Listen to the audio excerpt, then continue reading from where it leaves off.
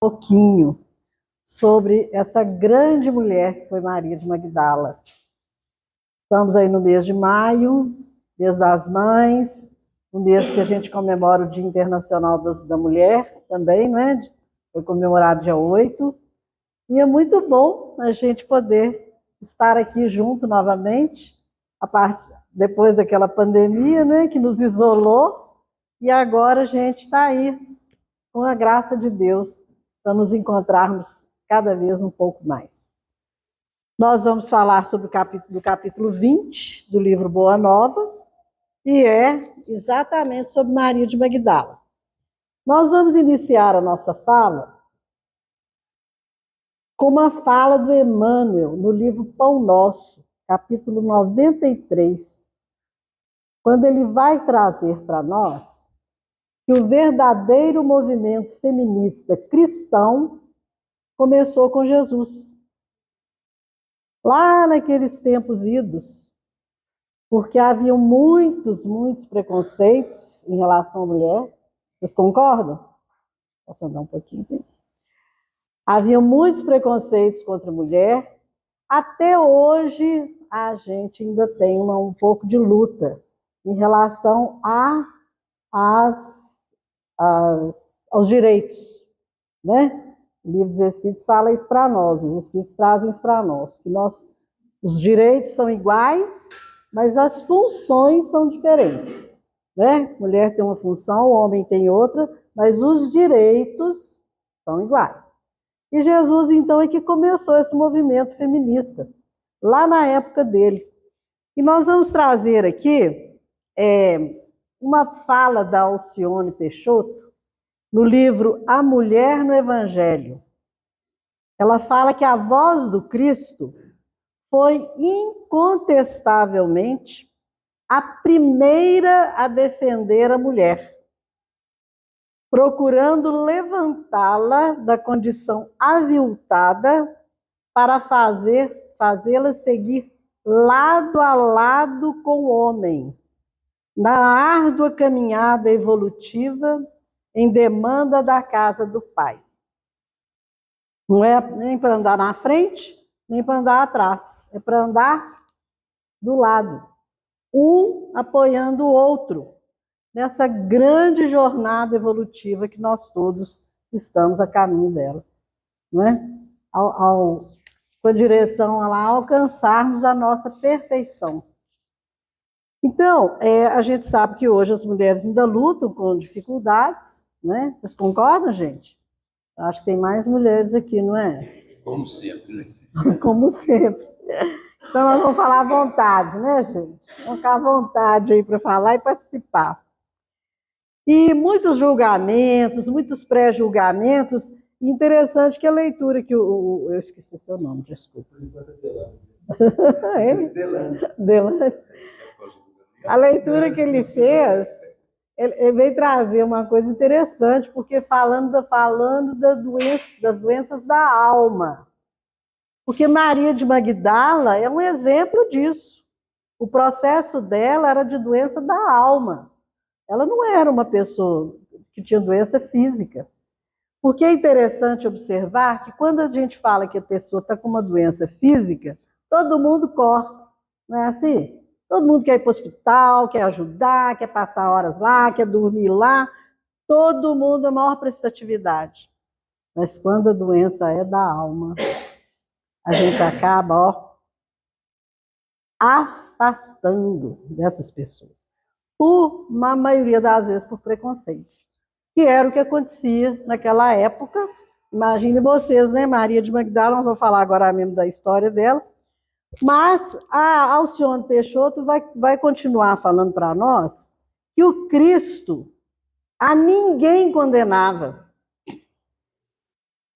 Preferia antes recuperar e, para tanto, não perdia tempo com sermões inúteis. Dizia apenas, vai e não peques mais. Ela fala de Jesus. Não condenava, porque era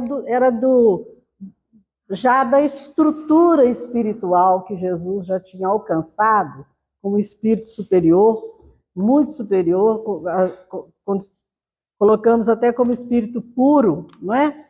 Então, a percepção dele, ele sabia, gente, que nós estávamos aqui sujeitos a errar, a cair, mas também a levantar, a dar a volta por cima, superar as dificuldades, né? Então, ele sabia, então ele não condenava ninguém, porque ele sabia que cada dia na vida de todos nós é um dia diferente. Hoje eu estou vivendo aqui, amanhã eu posso fazer tudo muito diferente do que eu estou fazendo hoje. Antes, ele recuperava. Gente, para a gente recuperar um ser humano, não é fácil, não. Vocês acham que é? Quem tem filhos aí que estão, às vezes, com problemas, com dificuldades em determinadas áreas, a gente fica numa luta, né, para recuperar essa criatura. Recuperar um espírito implica num trabalho intenso com várias virtudes, que nós precisamos conquistá-las para poder ajudar o outro a sair daquela dificuldade que ele está vivendo. Vocês concordam? Gente, é para vocês participarem, viu? É para eu ficar falando sozinha aqui não, tá bom?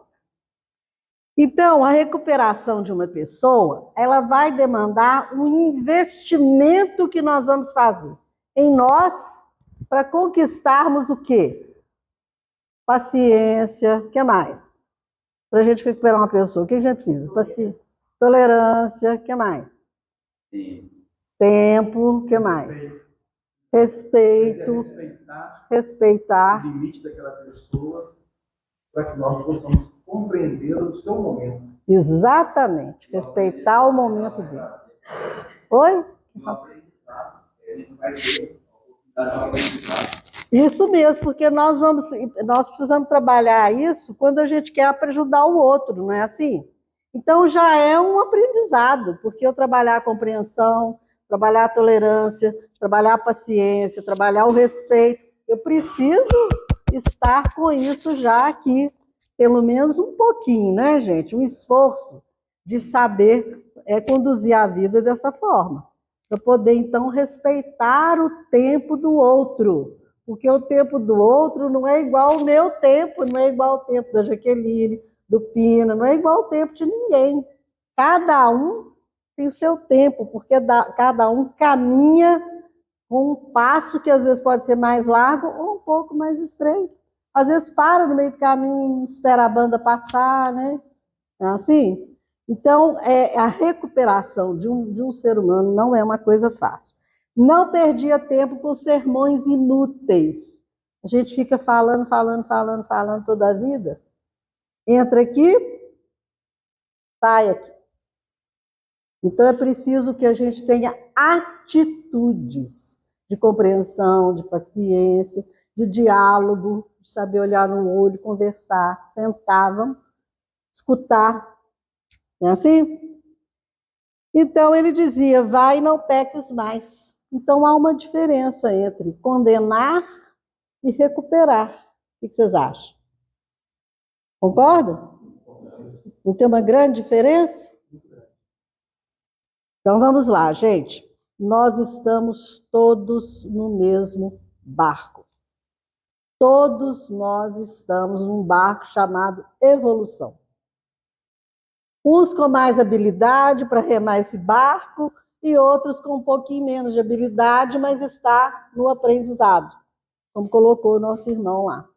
Estamos todos aprendendo a viver. E procurar viver bem não é uma coisa tão simples, né? Então, Jesus foi um homem que conviveu com várias mulheres. Eu vou citar aqui, eu vou puxar o ganchinho, mas vocês vão colaborar aí comigo. Tem a vivência dele com a mulher samaritana. Vocês estão lembrados da história dele com a mulher samaritana? Qual outra mulher? Hã? Maria, que era a mãe dele. Marta e Maria, que eram as irmãs do Lázaro, né? Quem mais? Também, juntamente com Maria de Magdala, a Suzane. Suzane.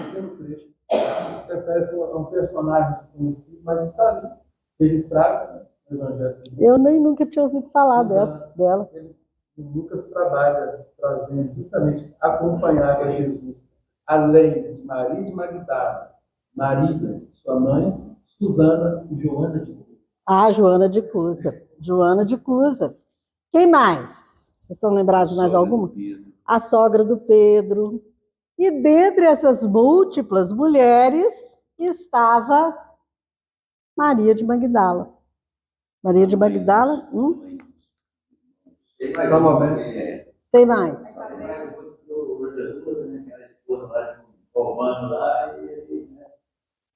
Ela voltasse. É Joana de Cusa. É Joana de Cusa. Foi Joana de Cusa. Qual, Jaqueline?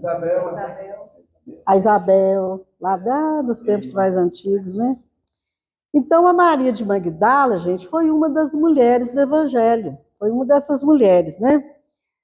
Mas quando Maria de Magdala ouviu as pregações de Jesus, aquele ouvir dela, o escutar é diferente de ouvir. A gente ouve uma opção de barulho, mas escutar é aquele foco, né? É aquela coisa que entra na alma da pessoa. Maria de Magdala foi tocada profundamente nas entranhas da alma dela.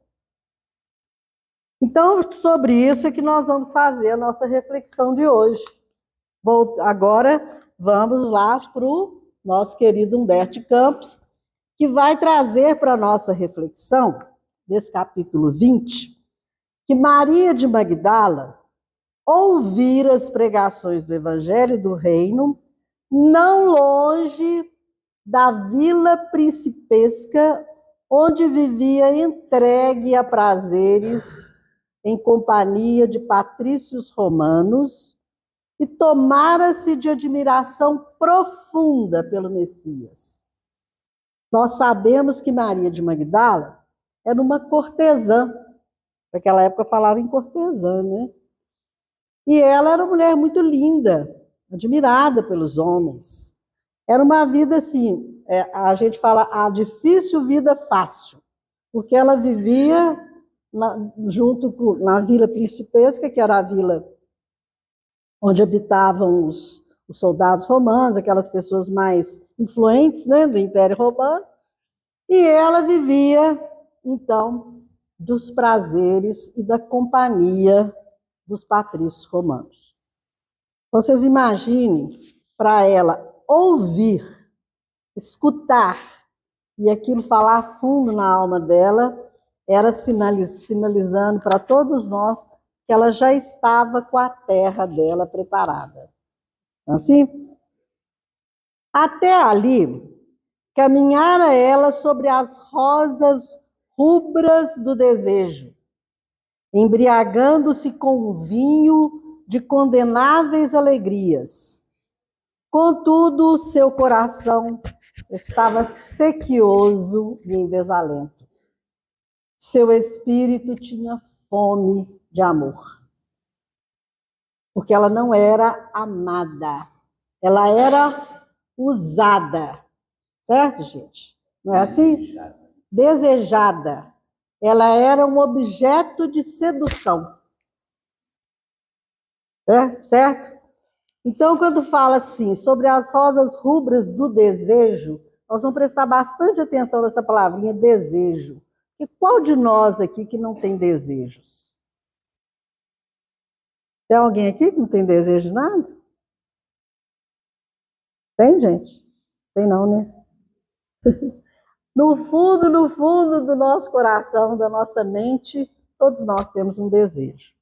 Agora, qual que é a qualificação do nosso desejo?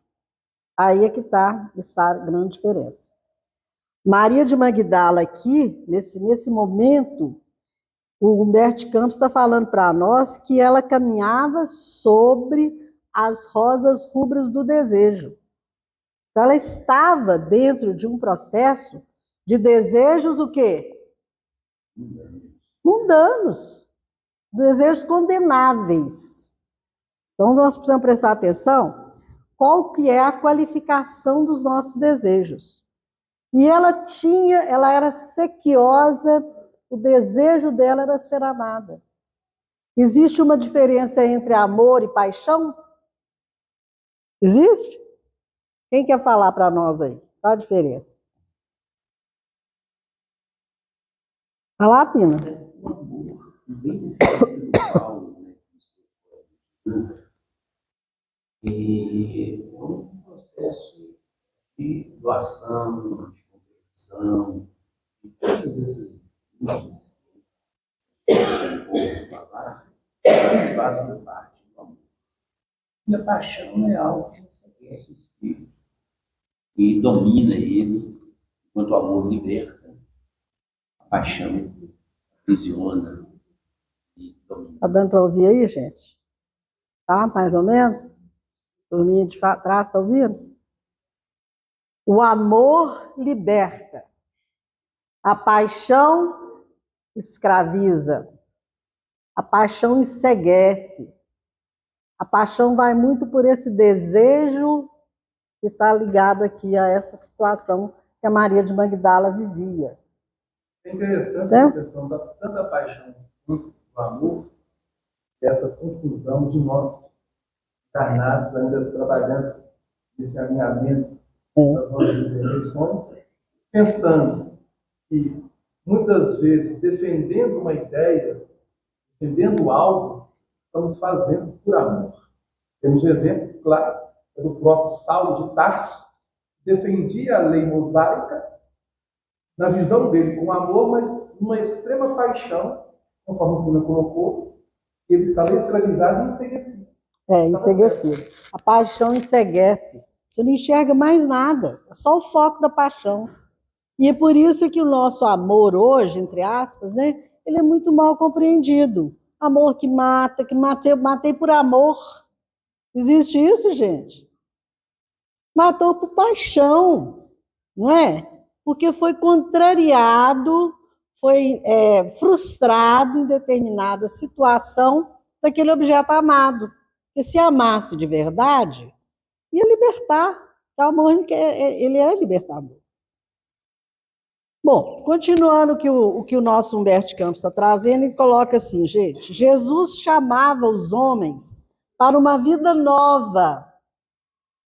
Seu convite amoroso parecia ressoar-lhe, né, lá na Maria de Magdala, nas fibras mais sensíveis de mulher.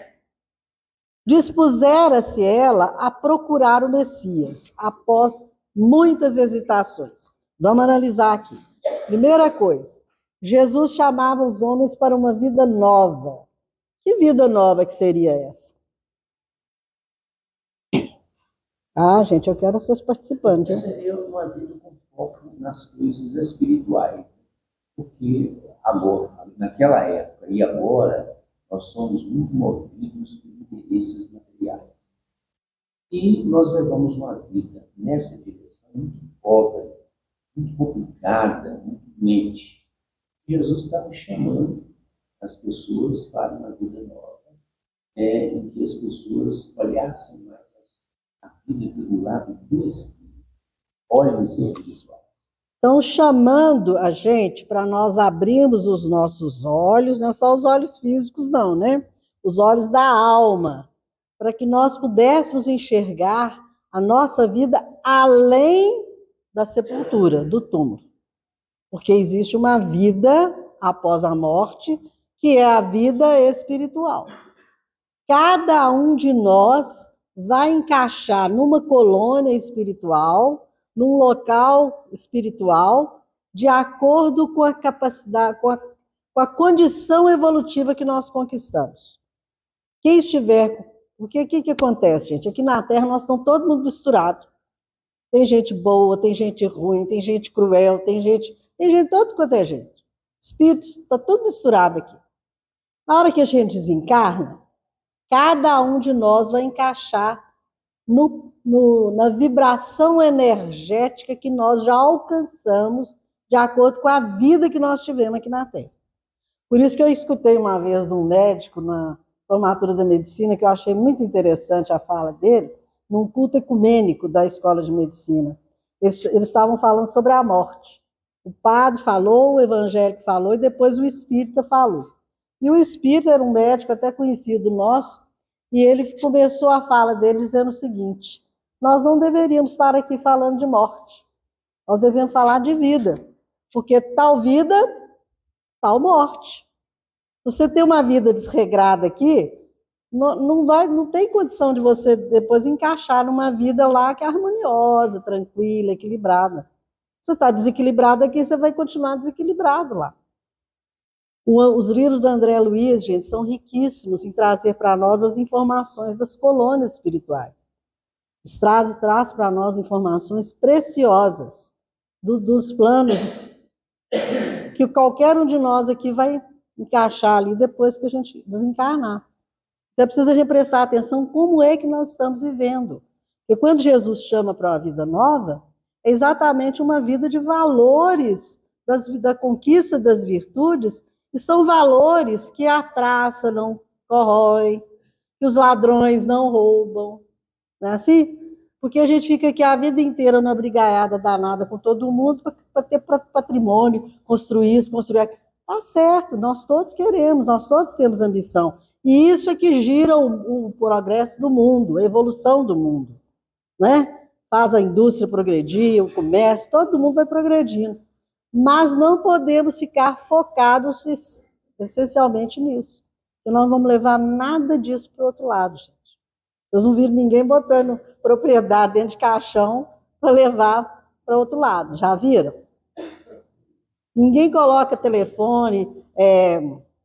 O telefone agora até que está mais banalizado, né? Antigamente o telefone valia muito dinheiro. Mas ninguém põe carro dentro de caixão. Pode? Os faraós colocavam ali, só não legal. Eles enchiam para levar para outro mundo. Dentro da cultura deles lá, né? Não iam. Hoje o máximo que a gente leva, às vezes, é uma aliança no dedo ou um dente de ouro. Né, gente? E como é que chama?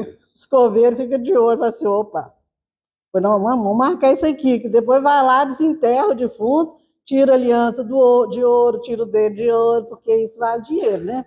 Mas levar para o plano espiritual, a moeda que a gente vai para lá não é essa. Moeda é a vivência das virtudes, né? Então, tocou as fibras mais sensíveis da Maria de Magdala, porque ela, como mulher, gente, não adianta nós negarmos isso, viu, meus companheiros homens? Não adianta. A mulher, ela tem mais sensibilidade mesmo. Ela foi dotada pela natureza dela para ser mãe, para ser esse elemento que equilibra um lar. Ela é dotada de mais sensibilidade. Pode acontecer de homens terem sensibilidade também desenvolvida? Pode, né? O lado feminino, às vezes, está bem desenvolvido, porque isso é próprio do elemento feminino. A sensibilidade, ela foi tocada nas fibras mais sensíveis dela, aquilo realmente tocou a alma dela. Dispusera-se ela a procurar o Messias. Quem é que nós procuramos quando nós estamos angustiados, solitários, deprimidos? Ela foi procurar o Messias. E nós? Quem que a gente procura? Ou o que a gente procura? Volta naquela condição. Procuramos aquilo que colocamos no tesouro. Desejos, as paixões.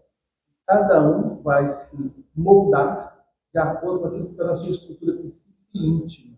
Então, muitos vão se debandar para os chamados vícios a nível físico. A bebida, o tabaco, a jogatina. Muitos vão se isolar. Já é um grau, já processo depressivo. E o depressivo, a primeira coisa que ele faz é se isolar. De tudo e de todos. De todos. Vai fazer diferença as escolhas? A quem que a gente procura, o que a gente procura, para nos dar uma paz interior, uma tranquilidade? Vai fazer diferença? Se eu busco a bebida, se eu busco o tabaco, se eu busco, ou eu vou buscar o Messias, os ensinamentos dele. O que Jesus já ensinou para nós sobre isso?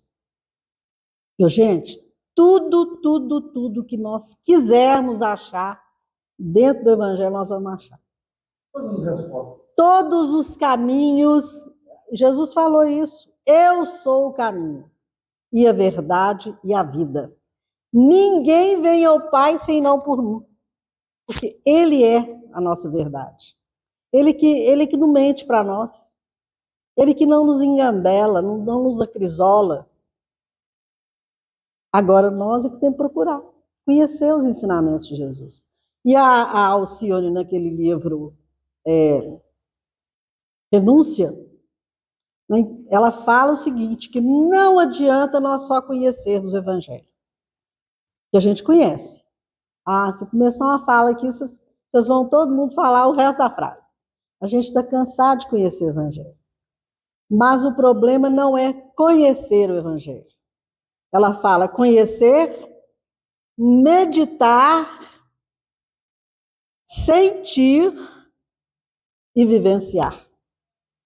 Nós assistimos uma palestra do Haroldo um tempo atrás, ele falava sobre esses quatro verbos, e ele dizia o seguinte, olha que beleza, conhecer e meditar vai formar as asas da sabedoria, é o uso do raciocínio, da inteligência, da razão. Sentir e vivenciar vai formar as asas do amor. Que nós temos uma sensibilidade para apreender aquele ensinamento de Jesus, para nós podermos vivenciar, entendendo o porquê de que aquilo tudo acontece, porque que aquilo realmente nos foi destinado a passar. Então, a doutrina espírita para nós é uma mamão com açúcar, né, gente? Porque ela vai clareando para nós esse entendimento. Não é? Vem para casa espírita. Vem para casa espírita. Vem para aprender. Fazer uma tarefa. Porque não adianta. Porque, gente, não há aquela mágica que às vezes a pessoa busca um tratamento na casa espírita, faz o atendimento fraterno. Vocês têm atendimento fraterno aqui, não tem, Jaqueline? Faz o atendimento fraterno e acha que ele já vai sair com a receita pronta.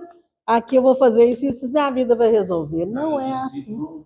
Chegar na dianteira e resolver parar. Não é assim, gente. Nós temos que fazer a nossa parte. Não é assim? Nós vamos ver aqui o que Jesus fala com a Maria de Magdala. Ó, após muitas hesitações, a Maria de Magdala, ela hesitou, ela ficou inquieta, com medo, porque ela tinha muitas culpas, porque ela tinha culpas, trazia essas culpas da vida que ela levava. Diante da fala de Jesus, então, é que ela ficou mais culpada ainda com tudo que acontecia. E na comunidade dela, era desprezada. Porque os judeus olhavam o dia se entregando para os romanos, que eles detestavam. Então, ela era muito detestada. Exato. Então, ela tinha uma insegurança, um medo, e vai procurar o Messias e ela fica hesitando. Quantas vezes nós nos hesitamos diante de determinadas pessoas para se a gente vai ou não vai falar com fulano? Eu vou ou não vou falar com o presidente? Quem que é o presidente daqui? Um de vocês? É ele? Aí, tá vendo? Estamos aqui diante do presidente. Aí acontece um problema aqui na casa, na instituição, né? Fica todo mundo assim, quem que vai falar com ela? Você vai? Nós todos somos, às vezes, tomados por essa hesitação, por essa insegurança, por esse medo de chegar para a pessoa falar. Não é? Então, ela também teve as hesitações. Mas ela, olha bem o que ele fala para nós, Humberto Campos. Sua consciência, quer dizer, a consciência dela, né? Pedia-lhe que fosse. Vai lá, vai falar com ele. Aquela coisa martelando a cabecinha da gente de vez em quando, né? Vai lá, fala, conversa, né? Desejaria, se possível, trabalhar na execução das suas ideias, puras e redentoras, Se necessário, saberia renunciar a tudo. Olha como está mudando, já está mudando a questão da Maria de Magdala. Primeira consciência dela, porque a consciência dela, naquele momento, ela se apresentava uma consciência sofrida, gente, pela dor, pela falta, porque ela sentia necessidade de ser amada. Ela era muito desejada, mas ela não era amada. Então, a consciência dela foi trabalhada pela dor, pela angústia, pela solidão que ela vivia. Quantos de nós também não somos levados a buscar a casa espírita, ou uma religião evangélica, ou uma igreja católica, né? Em busca de algo que fale um pouco mais ao nosso coração nesse momento da dor. Porque, infelizmente, poucos de nós vai pelo amor, né, gente? A gente espera a dor, a gente espera o sofrimento chegar. E Maria de Magdala, a consciência dela foi trabalhada exatamente pela dor. Porque a consciência, a gente faz com que apaga um pouco a consciência, porque a consciência fala, isso não está certo. Na primeira vez, então, ela dispara. E a gente vai jogando para debaixo do tapete até uma hora que a gente anula a consciência. Aí a dor vem, o sofrimento é que vem. Que aí ele vai... aquela falinha assim, ó, desperta a dor. É para a dor nos despertar. Acorda. Não é o tipo de vida que você deveria estar levando, né? E ela ainda fala mais, ó, eu desejaria, se possível, trabalhar. Ela já quer trabalhar na obra do Cristo. Olha como é que está mudando o desejo dela. O desejo dela estava lá nas rosas rubras de alegrias condenáveis. Não é assim? Agora... Ela está refletindo nessa questão. Ela não encontrou com Jesus. Não, ela vai encontrar ainda. Ela está naquele momento de hesitação. E tudo isso vai passando pela cabecinha dela lá, né? Ela desejaria, eu quero trabalhar, será que eu vou ser? Aí ela fala assim, ó, se necessário eu vou renunciar a tudo. Ó, é uma fala, gente, comprometedora. Não é não? É uma fala comprometedora. Ela está falando, pensando assim, falar com Jesus, eu vou renunciar a tudo para alcançar um nível de vivência diferente da que eu estou atualmente. Desejaria trabalhar, nós falamos, né? Ela se tornar discípula. Ela tinha um desejo de se tornar discípula da Boa Nova. Renunciar a tudo. E eu pergunto para vocês, e como ela tinha que renunciar? Bonita, linda, maravilhosa, cheia das rendas e daqueles cuidados, entre aspas, que naturalmente as pessoas ofereciam a ela, né? Então, ela tinha muito que renunciar. E Humberto Campos continua para nós assim, ó, Jesus parecia esperá-la, tal a bondade com que a recebeu, num grande sorriso. Olha o exemplo de Jesus aqui, com o acolhimento que nós fazemos aqui, uns com os outros. Há pouco tempo eu me lembro que foi feito um curso sobre o acolhimento na casa espírita. Vocês lembram disso? Vocês chegaram a participar? Acho que foi lá na AME. Tem um tempinho, né? Mas, de vez em quando, eles estão fazendo umas reciclagens do acolhimento na casa espírita. Porque nós recebemos aqui, gente, pessoas, às vezes, que estão num nível de tristeza e de depressão, que às vezes estão pensando até em autoextermínio. Aí, quando você acolhe ele, recebe ele com aquele sorrisão ali, oh, que bom que você veio, acolhe, abraça, dá aquele aconchego, aquilo ali... Sim. Você comigo hoje, lá na porta do banheiro, está saindo bem, ela falou, nossa, que tá de gente bonita. Eu, então, vai ser interessante. Pois é, foi a primeira vez. Mas, gente, o acolhimento, ele é tudo na vida. Um pai de família, uma mãe de família que acolhe um filho quando chega da escola, o filho está saindo da escola, ele agacha, abraça o filho assim, olha, maravilha para essa criança. Se sente amado, acolhido, verdadeiramente acolhido. Então é preciso que a gente aprenda isso, né? Jesus tinha, fala que tal a bondade dele, mas Jesus tinha uma percepção extrasensorial que bate em muito das nossas percepções, pelo nível espiritual que ele já estava. Nós estamos caminhando, né, gente? Nós estamos caminhando para lá, mas devagar e sempre, né? Aí, gente, é que vai estabelecer o diálogo de Jesus com Madalena. E esse diálogo eu copiei ele aqui, porque eu achei, não copiei ele todo não, viu, gente? Vocês não precisam assustar não, porque senão nós vamos ficar aqui até meia-noite.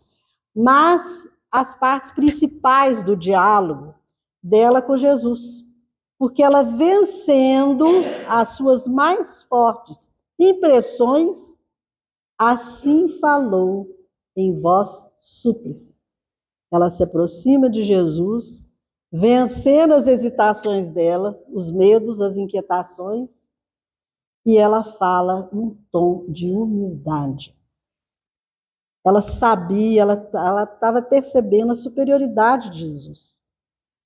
Ela poderia chegar para ele e falar: você já me conhece? Né? Fazer umas poses lá para ele e falar: você já me conhece? Eu sou a Maria de Magdala, né? Tentando até seduzi-lo. Não, ela fala em voz súplice, com humildade, que é a forma como nós devemos tratarmos uns aos outros. Porque às vezes a gente julga que uma pessoa é muito superior a gente e chega para ela cheia de formalidade. Para quê? Nós somos todos irmãos, gente. Todo mundo igual. Não é? Porque uns têm mais habilidade, uns já desenvolveu um pouquinho mais o intelecto. Não coloca em lugar diferente, não. Tem muita gente PhD em muita coisa que moralmente está para trás. E tem gente que não tem nada de intelecto, não sabe nem ler nem escrever, mas tem um valor moral fantástico. Uma pessoa doce, generosa. Não tem nada a ver com a outra. Mas ela fala em voz súplice: Senhor, ouvi a vossa palavra consoladora e venho ao vosso encontro. Eu vou ler tudo, depois a gente comenta. Tendes a clarividência do céu, e podeis adivinhar como tenho vivido. Sou uma filha do pecado. Todos me condenam. Entretanto, mestre, tenho sede do verdadeiro amor.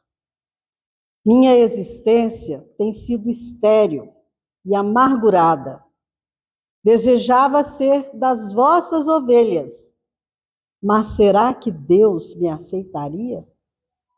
Primeiro parágrafo da fala dele. Então, vamos analisar. Primeiro ela fala assim: venho ao vosso encontro. Quantas vezes nós já ouvimos nas pregações de igrejas, várias, aqui da instituição mesmo, das casas espíritas, aquela fala de Jesus assim: vinde a mim, todos vós. Vamos continuar? Estais cansados e oprimidos, e eu vos aliviarei. E ela vai ao encontro de Jesus, exatamente atendendo a esse vinde a mim. O Emmanuel tem um texto, se não me engano, Fonte Viva, não lembro qual dos livrinhos dele lá, que ele fala assim, vinde a mim, a fala de Jesus. E o Emmanuel começa assim: já consegues ir? O título do capítulo é Consegues ir? Consegues ir? Será que nós já conseguimos ir ao encontro de Jesus? Nós vamos ao encontro de um monte de coisa, né, gente? Como você falou, vai ao encontro da bebida, do tabaco, do amigo lá do boteco, nós vamos ao encontro de um monte de coisa. Mas e o encontro de Jesus? Na hora que a gente está amargurado, a gente está sentindo aquele aperto no coração, né? Que era o que ela estava sentindo na hora. Ela estava amargurada, ela estava infeliz. O Emmanuel coloca que os fatores que impedem a nossa ida para Jesus são nossas conveniências e a preguiça. As nossas conveniências e a preguiça são as coisas que impedem a gente ir ao encontro de Jesus. A gente acomoda naquela poltronazinha ali, né? Ah, não, tá que tá bom, tá, não, vamos lá para a reunião, só. Ah, não, nem. Hoje está um frio, né?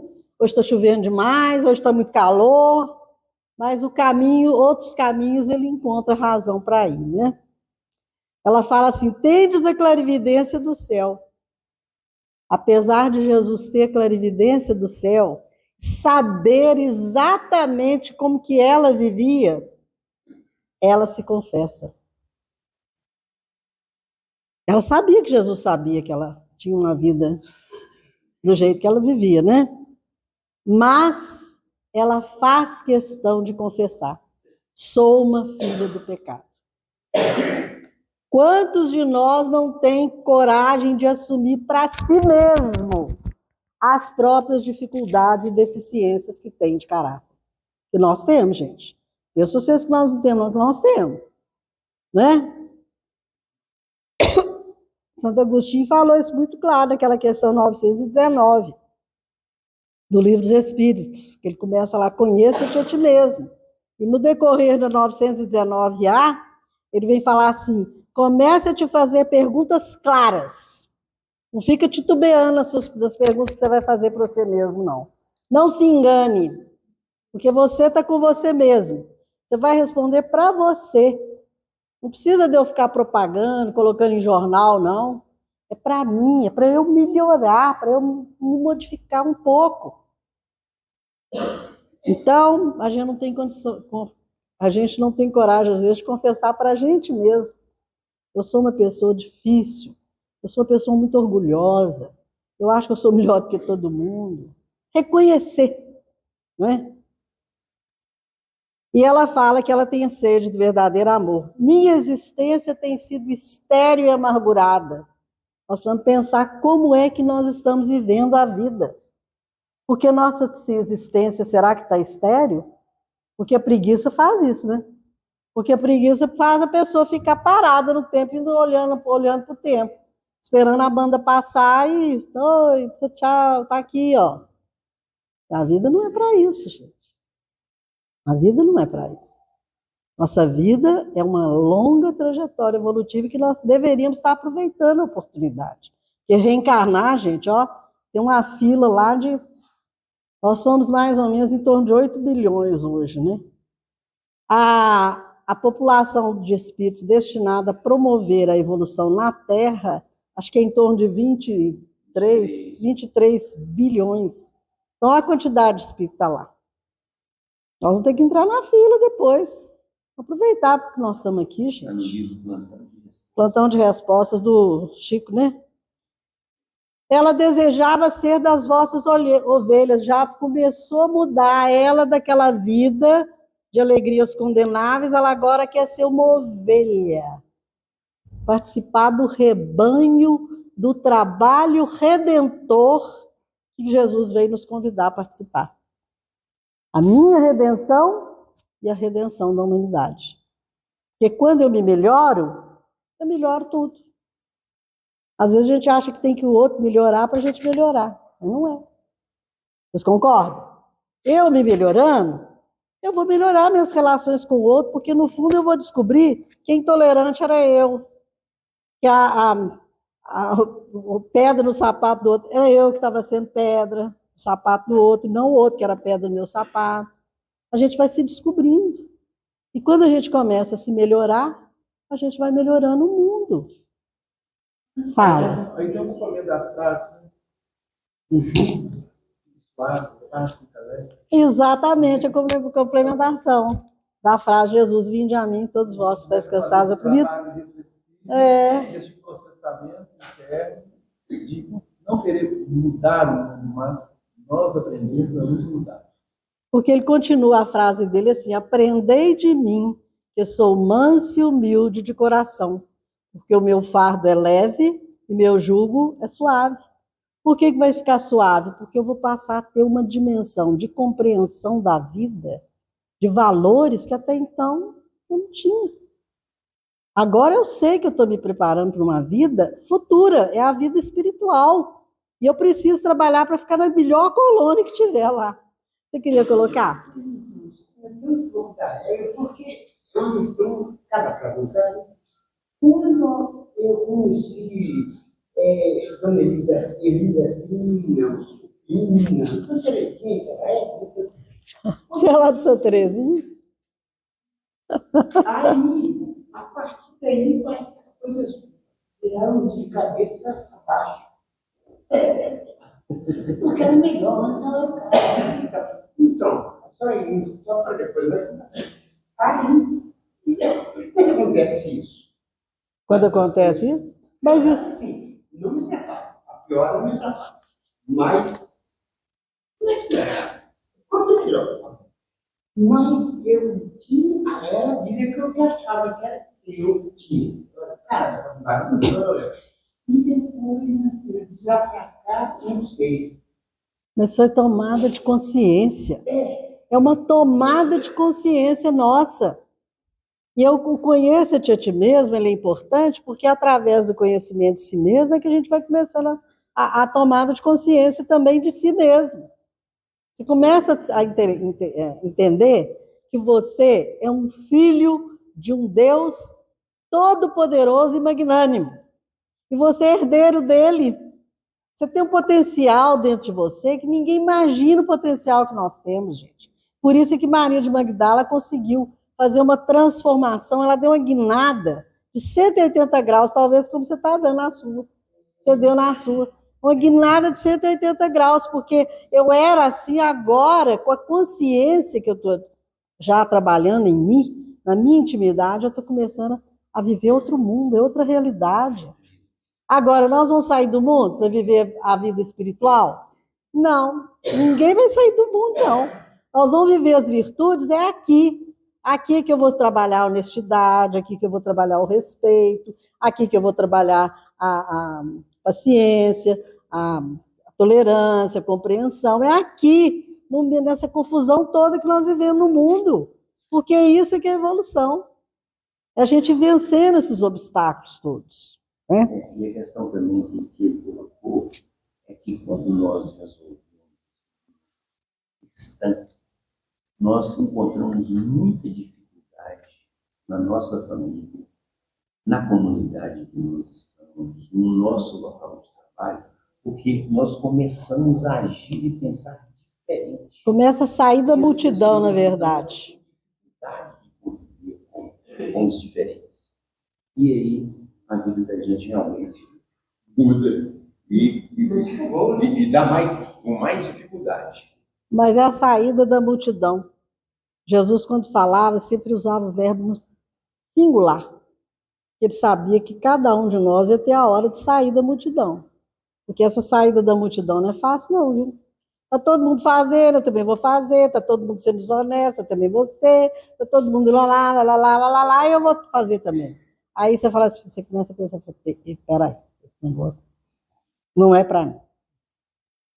Aí você vai começando a sair da multidão. Aí o Emmanuel tem uma fala dessa, que o pessoal começa a achar que você está, ficando bililio da cabeça. Né? O profeta Nazareno, sondando as profundezas do seu pensamento, respondeu bondoso. Ela falou aqui, será que Deus me aceitaria, né? No final da fala dela. E Jesus responde para ela, bondosamente, Maria, levanta os olhos para o céu e regozija-te no caminho, porque escutaste a boa nova do reino de Deus.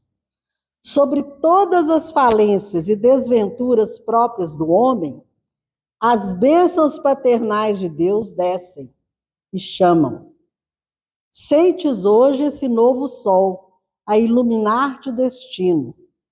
Caminha agora sob a sua própria luz, porque o amor cobre a multidão de pecados.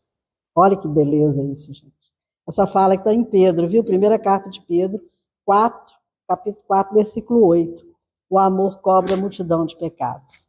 Olha então, escutaste, tocou na alma dela.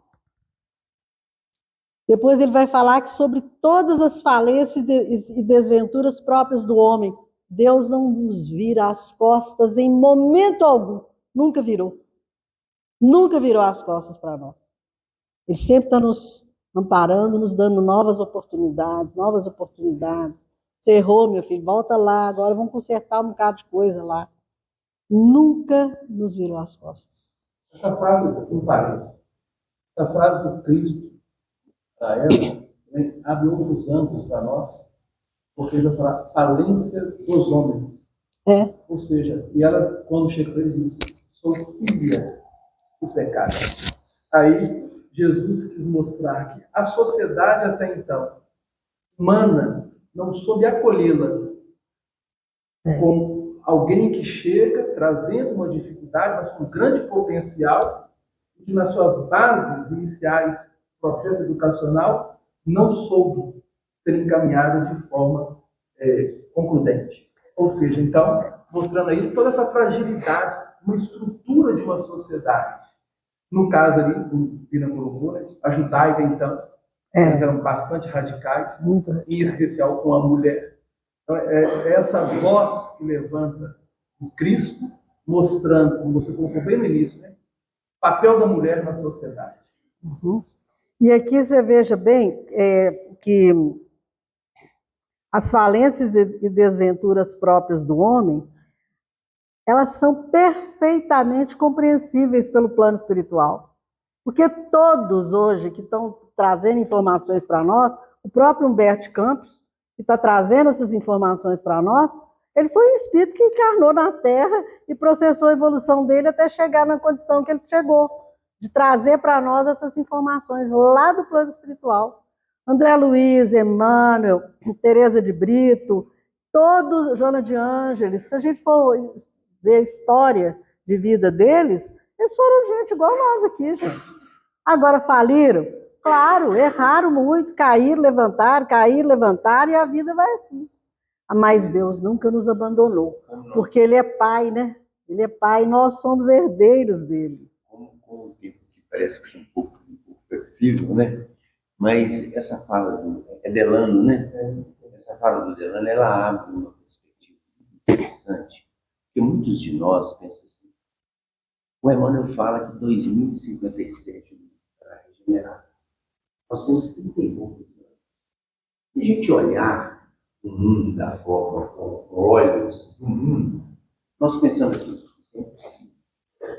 Mas ele próprio colocou aqui no Delano. Se as elites, se a humanidade, ou se a espiritualidade fizer um movimento de colocar na elite do mundo espíritos mais adiantados, que vão trabalhar a educação da humanidade, num instantinho nós vamos chegar à condição de porque a grande questão é a educação. Nós vamos ter que abrir os olhos agora, gente, com essa turma que está chegando aí agora, esses espíritos, ó, não é brincadeira não, viu, gente? Essa meninada que está chegando aí, ó, pega o dedinho ali, ó, 2, 3 anos de idade, já está com o dedinho, ó, manipulando tudo. Abram os olhos, educadores, pais, avós, nós avós, você ainda não é, né? Mas quem já tem netos, vamos abrir os nossos olhos, porque essas criançadas são espíritos já estão vindo para ajudar essa transição da regeneração aí. E a gente precisa de estar atento a isso, que nós temos essa consciência, porque os religiosos talvez não tenham ainda trabalhado isso, né? Então, gente, homem algum havia falado assim a sua alma incompreendida. Porque isso que o Delano trouxe para nós era uma sociedade muito preconceituosa, muitíssimo preconceituosa. Então, eles não tinham outra forma de lidar com a Maria de Magdala, a não ser colocando os preconceitos mesmo, a mostra, né? E Jesus continua: o amor sincero não exige satisfações passageiras, que se extinguem no mundo com a primeira ilusão. Trabalha sempre, sem amargura e sem ambição, com os júbilos do sacrifício. Só o amor que renuncia sabe caminhar para a vida suprema. Ô, gente, isso aqui, quando Jesus falou, despedindo dos discípulos, se não me engano, está em João capítulo 13. Eu não me lembro o versículo, acho que é 33 ou 34 versículo. Jesus fala assim para eles, já na despedida, quando ele estava voltando para o plano espiritual. Eis que vos dou um novo mandamento, que vos ameis uns aos outros como eu vos amei. O amor de Jesus era incondicional. Esse amor é que nós não estamos sabendo ainda viver. Eu só sou feliz se o Pina me fizer feliz. Para ele me fazer feliz, ele tem que ser assim, ele tem que ser assado, ele tem que fazer assim, tem que fazer... Uai, daí, como é que fica? Eu vou depender da mudança dele. Tem que ser o Pina da Elisa. É o Pina da Elisa. Aí complicou. Então, o Antônio Pina está associado na caminhada. Na caminhada com a Elisa. Então, gente, isso é uma complicação na vida da gente, porque a gente acha que a minha felicidade, o meu amor, depende do amor que ele vai me dar. Ué, então que amor é esse? Eu tenho que trabalhar o amor, é aqui. É aqui, na minha intimidade. Porque eu vou aprender a amar, não é só o Pina, não. Eu vou aprender a amar todo mundo. Eu vou aprender a amar até os inimigos, porque o amor é amor. Ele não faz distinção. Esse amor que Jesus ensinou, que ele fala para amar como ele amou, é um amor incondicional. Não importa que o outro me magoou, bateu em mim, me caluniou. Não importa. Porque esse é meu irmão. Ele é irmão. Nós estamos caminhando juntos, né? Então a gente tem que aprender a renunciar e caminhar com sacrifício, porque no mundo que nós vivemos atualmente, não tem jeito da gente não renunciar e não fazer sacrifício. Porque nós não podemos esperar que nós vamos encontrar incompreensão, jardim de flores, né? Todo dia. Não vamos encontrar. Por enquanto, não. Né? E ela continua assim, ó. Maria sentiu-se amparada por uma energia interior diferente, que até então desconhecera. Estou quase acabando, viu? No êxtase da sua imensa alegria, murmurou comovidamente: Senhor, doravante renunciarei a todos os prazeres transitórios do mundo para adquirir o amor divino que me ensinaste. Olha a determinação dela. Nós às vezes falamos isso, mas é igual prego no angu, né? O vento joga para lá, a gente mas não é bem assim, não. Depois joga para cá, fala, não, tá bom, então eu vou. Não é assim, não. Ela se determinou. Ela falou, eu quero mudar. E ela coloca aqui, né? Simão Pedro passou pelo aposento, olha bem, ela estava conversando, devia estar dentro da casa de Simão Pedro, né? Conversando com Jesus lá na casa. Simão vai entrando dentro da casa, e o que ele faz? Ele olha, observou-a com certa estranheza. A convertida de Magdala sentiu o olhar glacial e perguntou ao mestre com interesse. Olha, Simão Pedro passa e dá aquele rabo de olho nos dois. Dá um rabo de olho. Como é que é? Ele deu um rabo de olho. Jesus conversando com Madalena. Ué, o que será que está acontecendo aqui? Será que, né? Está havendo um clima ali? Por quê? Ele era muito preconceituoso. Aí, quando ela pergunta para ele assim, para Jesus assim, né? Depois que Pedro passa e dá aquele olhar gelado para ela, estranhando, ele fala assim: Senhor, quando partirdes deste mundo, como ficaremos? Jesus compreendeu o motivo daquela pergunta.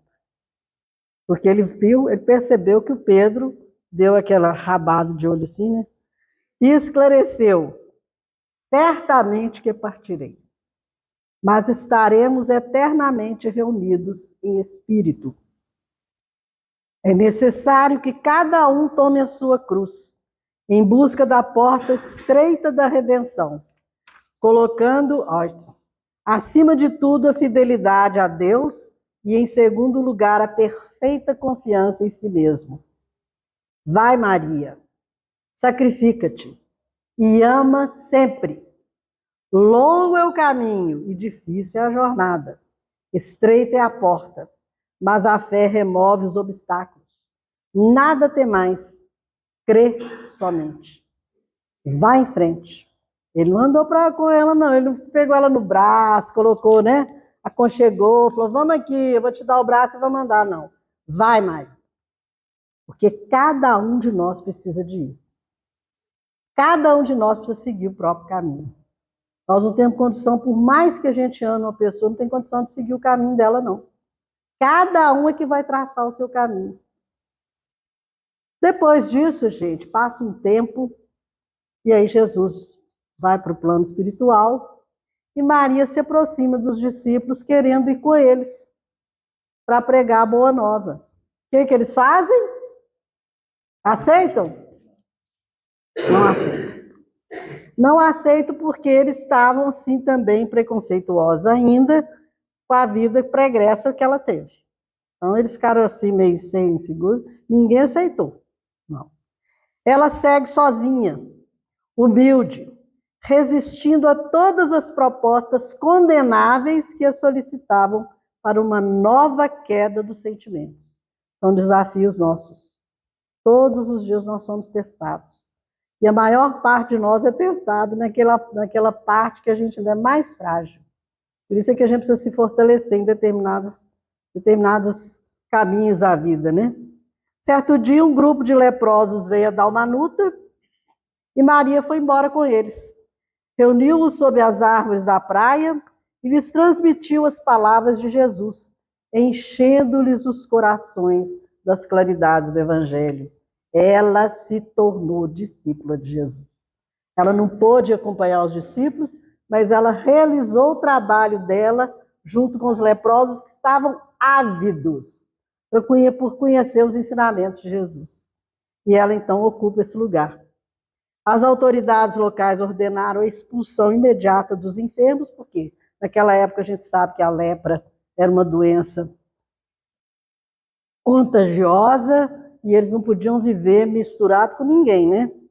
A grande convertida se pôs em marcha com eles, saíram da cidade, né? Foram conduzidos ao Vale dos Leprosos e ali Maria continuou ministrando os ensinos de Jesus. Em pouco tempo ela começou a notar que ela estava com manchas e verificou que ela também estava leprosa. Passou o tempo, né? Numa noite as dores aumentaram muito e ela sentiu que estava na hora dela desencarnar. Ela percebeu que já estava na hora dela desencarnar. E aí ela esperava Jesus, e Jesus veio acolhê-la. O mestre estendeu-lhe as mãos e ela se prosternou, exclamando, Senhor. Jesus recolheu-a brandamente nos braços e murmurou, Maria, já passaste a porta estreita. Amaste muito. Vem, eu te espero aqui. E assim que Maria desencarna, com uma situação maravilhosa, né, gente? E o Caminho, Verdade e Vida, o Emmanuel traz para nós que dentre os vultos da Boa Nova, ninguém fez tanta violência a si mesmo para seguir o Salvador, como a inesquecível e obsidiada de Maria de Magdala. Bastou o encontro com Cristo e ela abandonou tudo. Quem dera, né, gente? Acontecer isso com a gente agora, né?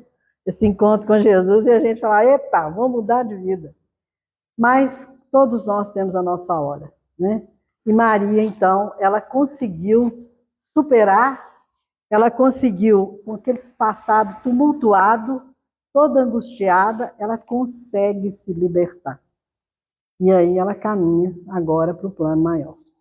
E por isso que Maria de Magdala, gente, é que acompanhou Jesus ela acompanhou Jesus em vários momentos da vida dele, acompanhou na crucificação e foi para Maria de Magdala que Jesus apareceu a primeira vez quando ele ressuscitou. Porque ela foi lá no sepulcro e viu que o sepulcro estava aberto e ela viu uma pessoa andando e falou, você viu um homem aqui? Tal. Aí ele olha para ela e fala, Maria. Era o próprio Cristo. Ele encontra com ela que foi a eleita.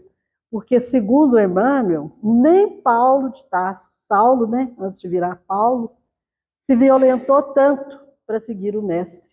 Porque o Paulo, ele era amante das leis. Mas Maria de Magdala era amante dos vícios. Uma grande diferença, porque é mais difícil sair, né? Queridos, beijo grande no coração. Muito obrigado pelo carinho, pela atenção, pelo acolhimento, viu? Jesus nos abençoe.